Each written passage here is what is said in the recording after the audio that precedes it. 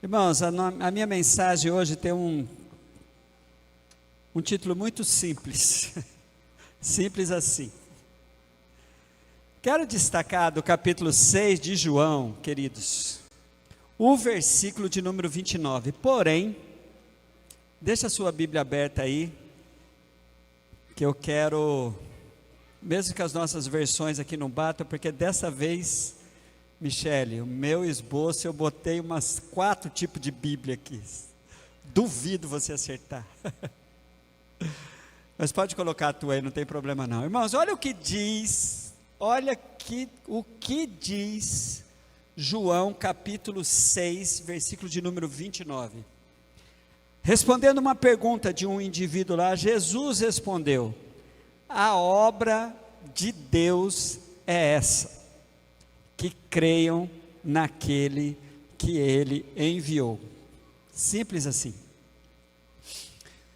Eu tive uma experiência e tenho tido uma experiência de não me relacionar com a Bíblia conforme um tempo que já aconteceu no meu ministério, apenas porque sou pastor.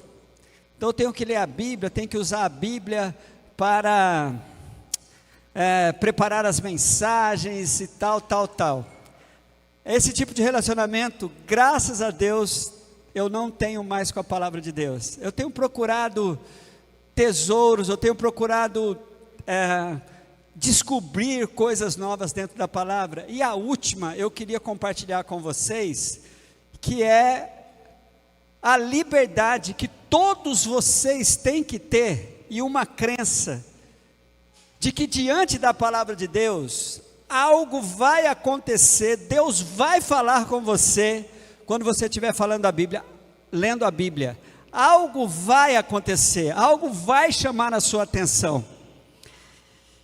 E tem mais, queridos, nas minhas últimas leituras bíblicas, eu comecei a compreender exatamente isso. A maioria das mensagens que prego e que ouço, pregadores e ouvintes ficam sempre na expectativa de achar para quem que é aquela mensagem. Algumas coisas ele tira para ele, mas algumas coisas ele fica encontrando alguns personagens que se encaixavam. Então tem algumas expressões assim nas mensagens. Tem gente que, você já viu que tem pessoas por aí, a igreja é impressionante isso. Aí eu comecei a chamar a atenção para mim, queria compartilhar isso com a igreja.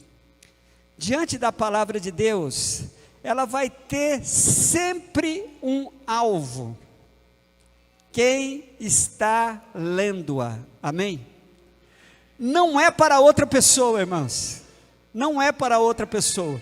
Você não está autorizado a ler a Bíblia e aplicar na vida de qualquer pessoa antes de aplicar na sua.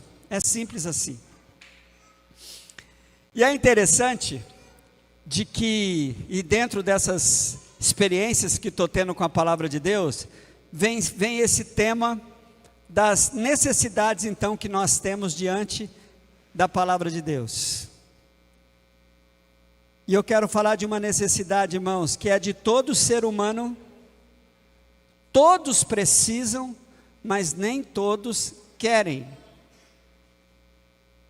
Que é, todo ser humano precisa ser um adorador do único Deus. E essa necessidade faz com que ele venha ter uma vontade de falar com Deus, mas também de falar de Deus. É uma necessidade minha e sua e de todo ser humano.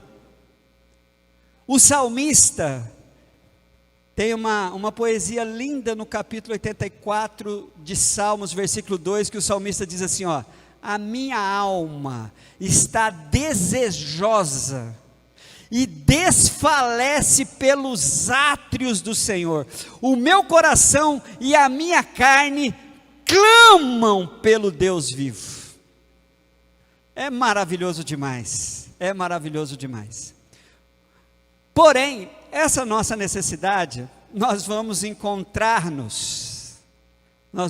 encontrar os necessitados de ter um relacionamento saudável com o único Deus, em forma de você ser um adorador do único Deus, falar com Ele e falar dele. Aí, vem a Bíblia para facilitar esse nosso relacionamento com Deus, a revelação. Mas, queridos, diante da palavra de Deus, quando se trata dos leitores da Bíblia, preocupado com a vida dos outros e o que os outros têm que fazer, aí complica tudo. A época de Jesus, quando Jesus foi responder essa pergunta, ele estava falando sobre este assunto aqui. Jesus ali estava fazendo uma revelação no capítulo 6, que eu já disse aqui para os irmãos, como o capítulo 6 de João é rico. A partir da revelação de Cristo, alguém levantou e falou: Senhor, o que nós precisamos fazer para realizar as obras de Deus? Aí Jesus vem com uma simplicidade incomodadora, constrangedora, usa um versículo pequenininho para dizer: a obra de Deus é esta, que creiam em mim, resumindo o que Jesus já resumiu. Mas aí a gente percebe como que o pessoal quer complicar, para você ver como a nossa mente é uma mente complicada. Mas é só isso? O ideal era responder assim: é só isso, creia em Jesus. Mas não fica faltando uma coisa na sua mente? Não está faltando alguma coisa? Pois é, não devia faltar, mas na minha mente falta, na sua falta. Mas é só isso. Aí Jesus diz assim, aí eles continuam dizendo, olhe comigo para o versículo de número 30. Então perguntaram-lhe: que sinal milagroso mostrarás para que o vejamos e creiamos em ti? O que farás? Os nossos antepassados comeram maná no deserto, como está escrito, ele lhes deu a comer pão dos céus. Jesus declarou: em verdade, eu lhes digo, que não foi Moisés quem deu a vocês o pão do céu, mas o meu Pai, que está dando a vocês o verdadeiro pão do céu. Pois o pão de Deus é aquele que desceu do céu e dá vida ao mundo. Eles disseram: Senhor, dá-nos sempre desse pão. Então Jesus declarou: eu sou o pão da vida. Aqueles que vêm a mim nunca terá fome, aqueles que creem em mim nunca terá sede. Amém, queridos? Olha que coisa maravilhosa. Jesus não foi para o lado da complicação, não. Ele continuou dizendo de que era o que ele tinha. Olhe para mim, eu sou o que vocês precisam. No tempo de Jesus, irmãos, quando eu falei dos intermediários, quando Jesus veio realizar o seu ministério público aqui, tinha 3 grupos religiosos, que representam hoje todos os segmentos religiosos do nosso tempo. Existem resquícios das religiões do mundo, dentro desses 3 grupos religiosos. O primeiro, não muito famoso, mas que estavam sempre ali com Jesus, eram os saduceus. Os saduceus eram uma espécie assim de elite religiosa, e que eles eram muito voltados para uma vida liberal, porque tudo o que o homem fosse fazer, eles eram propagadores do raciocínio. Tudo que o homem faz aqui, ele paga aqui. Saduceus não acreditavam na ressurreição, não acreditavam em anjos, nem acreditavam em demônios. Eles eram chamados, para o nosso tempo agora, uma filosofia comparada ao que os saduceus criam, era chamado existencialismo. Tudo é aqui e agora, morreu, acabou. No tempo dos saduceus existiam os mais famosos, os fariseus. Estes eram os responsáveis pela propagação da palavra de Deus, o ensino da palavra de Deus. Este foi o grupo com quem Jesus mais se relacionou e degladiou. E existia um grupo pequeno também entre eles, chamado os herodianos. Os herodianos também eram um grupo que fazia parte dos judeus que não tinha problema nenhum com a situação que Israel estava, porque eles eram muito parceiros do poderio romano. Esse nome herodianos vinha exatamente como fosse assim, defensores de Herodes, que era o governador da província, ou melhor, da Galileia naquela época e nas épocas anteriores. Esses três grupos, irmãos, preste bem atenção, cada um desses grupos tinha sua receita religiosa. Esses grupos, só para vocês terem uma ideia, quando você vai fazer algum estudo na área de religião, você vai encontrar assim, tudo o que permeava a vida de Jesus ali em Jerusalém, e os segmentos religiosos, você vai encontrar hoje nas religiões. E qual que era a especialidade deles? Não era dizer que era tão simples assim. Um versículo constrangedor desse de Jesus, que a obra de Deus é feita você crendo em Cristo Jesus, não é assim não. Tudo bem, mas é impressionante, irmãos, é simples assim. Esses grupos tinham então, cada um deles, o seu direcionamento, a sua receita, atendendo a uma especialidade comum a todos nós. Se esse negócio estiver fácil demais, é perigoso. Eu tive uma experiência com uma senhora no meu primeiro ministério. Eu achei impressionante aquilo. Aquela mulher vinha de um segmento religioso cheio de obrigações. Uma delas, para que um seguidor dessa religião viesse ser digno do batismo, ele tinha que vender 1000 revistas que representavam e ensinavam os segmentos daquela religião.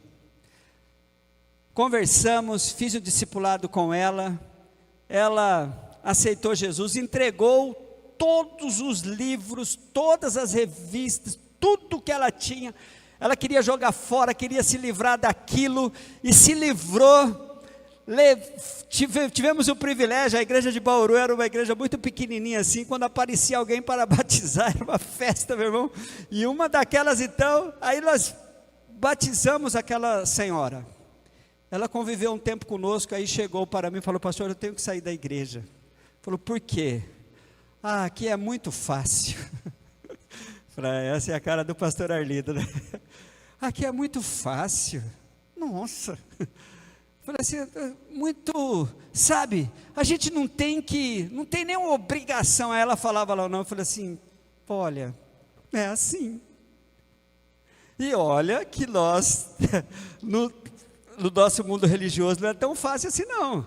A gente tem um monte de receitinha nossa aí. Mas para os irmãos terem uma ideia, nós somos tentados a ouvir um versículo desse e falar assim, não, mas espera aí. Aí a gente começa a querer dar uma complicada. O risco de complicar é muito grave. O apóstolo Paulo, gostaria que vocês abrissem a Bíblia de vocês, na segunda carta de Coríntios, no capítulo 11, versículo 3.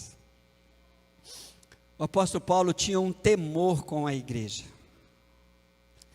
Ele tinha um medo, ele falava, e a expressão que ele está usando aqui, é aquele medo que o fazia realmente ficar inseguro. 2 Coríntios 11, 3 diz assim, mas temo, olhe para mim, irmãos, que coisa grave é essa, mas temo, assim como a serpente enganou Eva. Aqui eu escolhi a revista corrigida, tá? Aqui foi a revista corrigida, escolhi de propósito, porque é a expressão que eu quero, irmãos. Eu só encontrei na revista corrigida essa expressão, a expressão que eu quero para vocês. Assim como a serpente enganou Eva com a sua astúcia, assim também sejam de alguma sorte corrompidos os vossos sentidos, a sua maneira de andar, de caminhar, e se apartem, olha que coisa grave, da simplicidade que há em Cristo Jesus. Olha o medo que Paulo tinha, e ele tinha razão, porque pensa em uma igreja complicada, uma igreja que tinha todos os dons, mas também tinha todos os problemas. Irmãos, o apóstolo Paulo tinha esse medo, sabe por quê? Por causa do que revela Salomão no livro de Eclesiastes. Inclusive, este versículo é até cantado por uma das músicas modernas nossas aqui. Olha o que Salomão diz, veja se isso não é a pura verdade detectada por Salomão. 7:29, nossa especialidade, a especialidade do ser humano, a especialidade do mundo religioso. Olha o que diz Eclesiastes 7:29, tudo que aprendi, parece que o final do capítulo 7 de Eclesiastes é meio que um resumo que Salomão está fazendo, um livro muito interessante da gente ler, de ver um indivíduo no fim da vida, escrevendo um livro, fazendo uma análise do seu passado. Ele diz assim, tudo que aprendi se resume nisso. Olha uma chave de interpretação aqui, da Bíblia, irmãos, uma chave de interpretação da Bíblia, o capítulo 29 de Eclesiastes 7, Deus nos fez simples e direitos, olha que coisa maravilhosa, mas nós complicamos tudo, é a Bíblia que diz, não é um pastorzinho moderno acusado de ser liberal, de ser populista e de só querer, não, a Bíblia diz que Deus nos fez direito e nos fez simples, mas nós, como diz o Thales Roberto na sua música, é fácil demais viver em paz, a gente é que, vocês estão sabendo, né? A gente é que complica tudo. Irmãos, preste bem atenção. Qual é o problema, qual é o perigo de complicarmos? Qual é o perigo de um João 6:29 deixar a gente assim, mas é nós nos expormos a duas coisas, aos enganos do diabo e às propostas dos herodianos, saduceus, fariseus e os representantes da religião. Nós ficamos à mercê disso, do diabo que pode te enganar e tirar você da simplicidade de que há em Cristo. E o diabo gosta muito de usar as religiões para complicar o seu relacionamento com Deus. E Jesus, é interessante, né? Jesus vai falando assim, é simples assim. E Deus foi tão bondoso comigo, mas eu falei, Deus, mas o que eu faço agora? Ele falou assim, relaxa. Tem Oséias 11:4, que isso me trouxe uma certa paz. O que é Oséias 11:4 para mim, tá, irmãos?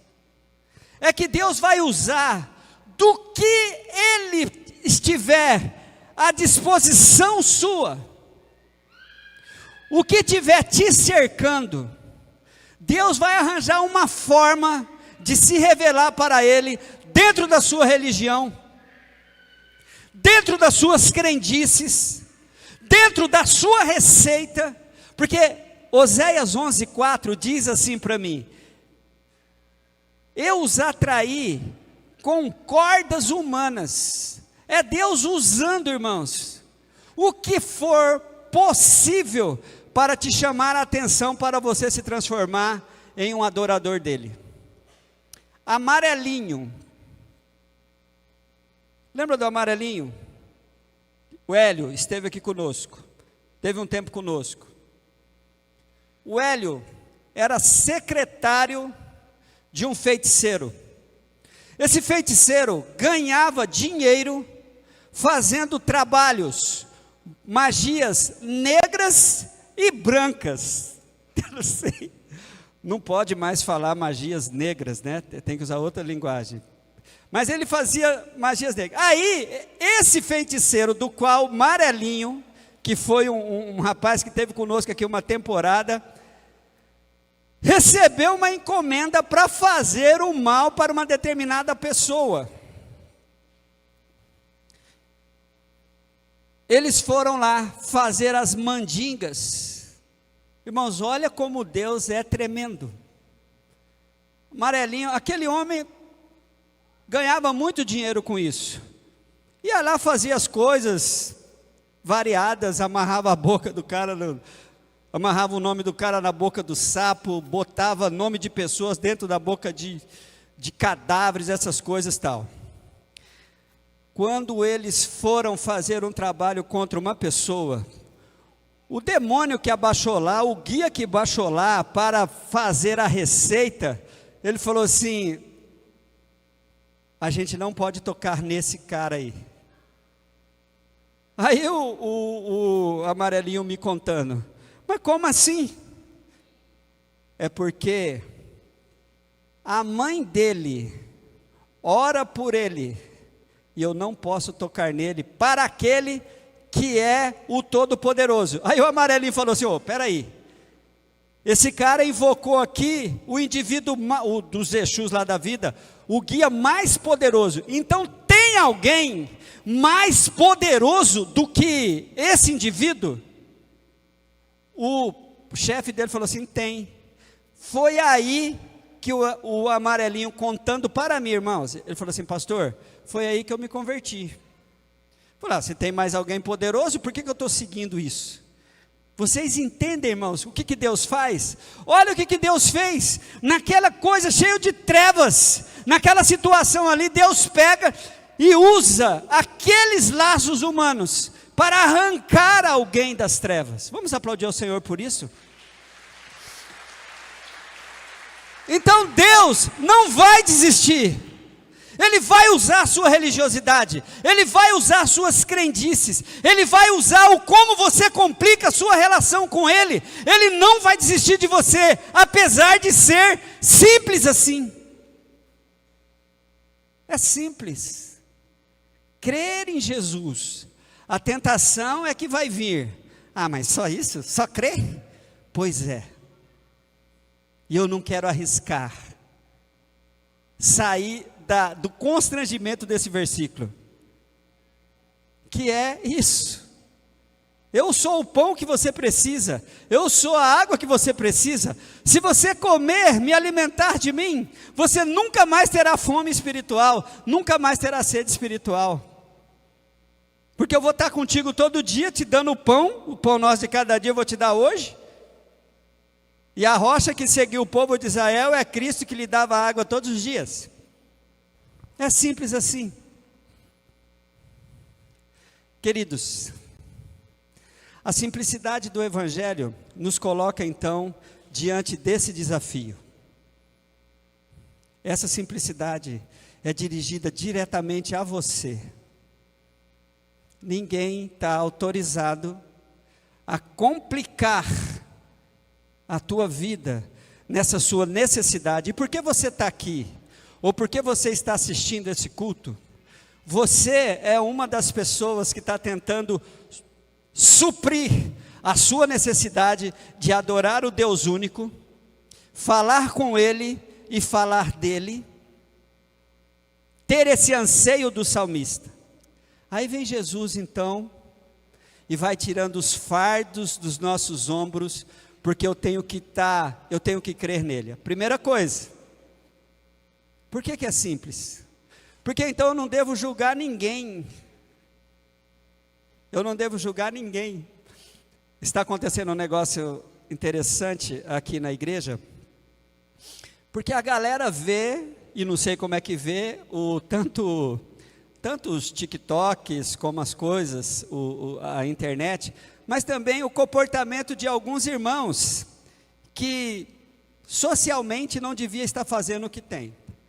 Aí o indivíduo vem entregar, né, as pessoas para mim. Eu falo assim: olha, eu preciso que você vá lá comigo conversar com ele. Não fala meu nome, eu não quero me envolver.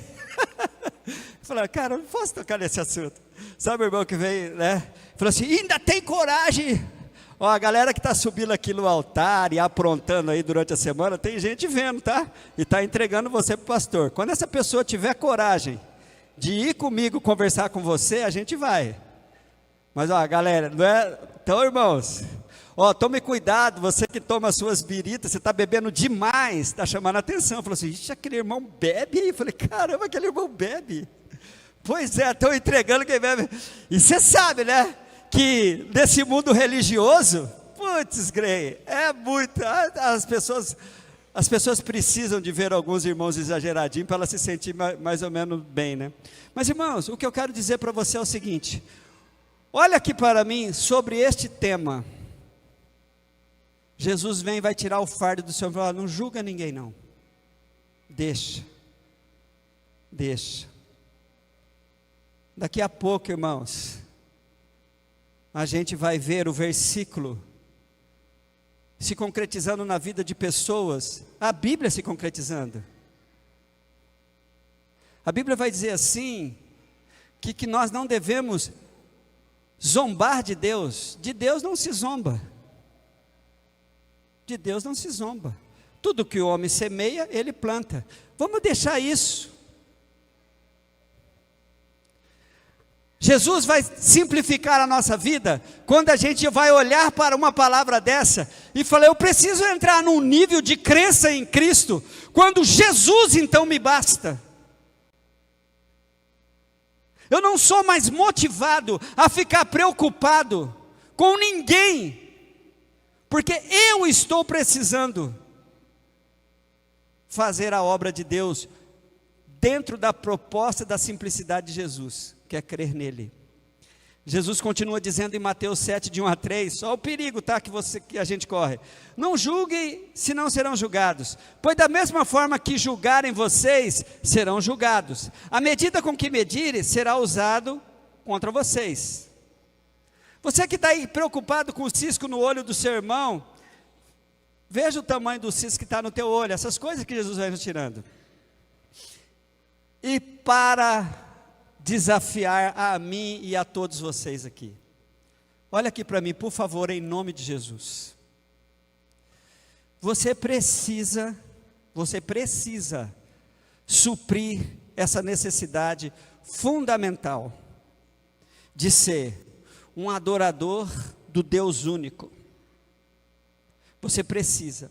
Essa necessidade, ela é suprida quando, com a simplicidade do Evangelho, de uma declaração de fé que você tem em Cristo Jesus, porque essa declaração de fé em Cristo Jesus faz de você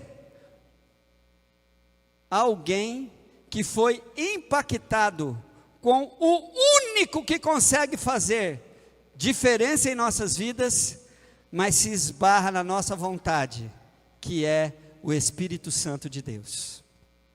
Eu quero que a igreja creia, junto comigo, que é o Espírito que faz a obra, que é o Espírito que convence. E ele respeita o indivíduo, mas com Deus não se brinca. A Bíblia vai nos lembrar disso, irmãos. Lá em João capítulo 16, versículo 8 e 9, quando ele vier falando do Espírito, convencerá o mundo do pecado. Eu quero desafiar você, junto comigo, irmãos, porque é difícil, tá? É difícil. Essa coisa da simplicidade do Evangelho, se a gente não tomar cuidado, a gente, não pode ser tão simples assim. Mas eu quero desafiar vocês, é simples assim. Aí eu vou dizer o que creio, não vou deixar de colocar um fardinho nas costas de vocês, né? Eu preciso disso, porque eu sou gente. A crença em Cristo Jesus verdadeira, genuína, o que faz o indivíduo passar pela realidade do novo nascimento e de se transformar numa nova criatura, faz com que essa pessoa, com todos os seus erros e defeitos, com todas as suas dificuldades, mas ele está incomodado, ele quer ser alguém melhor, ele não está conseguindo, ele tenta parar de beber, mas não consegue. Não é pecado não, nada a ver. Ele tenta parar de usar coisas que não ajudam ele a viver uma vida com Cristo, que venha falar com Deus e falar de Deus. Ele fala, não, mas todo mundo é assim. Não. Olha aqui para mim, porque isso tem que te deixar com medo. A crença genuína em Jesus faz com que a gente comece a querer perguntar para Deus, pergunta simples: Senhor, o que o Senhor quer que eu fale? Senhor, o que o Senhor quer que eu vista? O que o Senhor quer que eu coma? O que o Senhor quer que eu beba? Onde o Senhor quer que eu vá? Com quem o Senhor quer que eu me relacione? Porque ao me alimentar do pão da vida, e ao beber a água da vida, eu vou estar saciado, porque a Bíblia diz que eu não vou ter mais sede. Por que Jesus fala que é simples? Porque é um simples muito profundo, é um simples que transforma o indivíduo, é o simples que faz o indivíduo se relacionar com Deus, nenhuma proposta dele não se preocupar com a vida de ninguém, só com a dele, só com a dele, e ele vai ter tanta vontade de adorar esse Deus, de evidenciar o amor desse Deus, que o que for preciso, ele vai começar a fazer ou parar de fazer. Quem crê nisso, diga: eu recebo essa palavra. Então aplauda ao Senhor.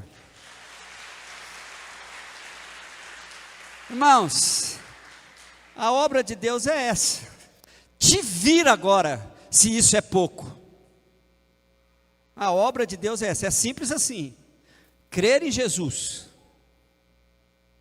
Crer em Jesus. As consequências disso é entre você e Deus. Vamos ficar em pé em nome de Jesus.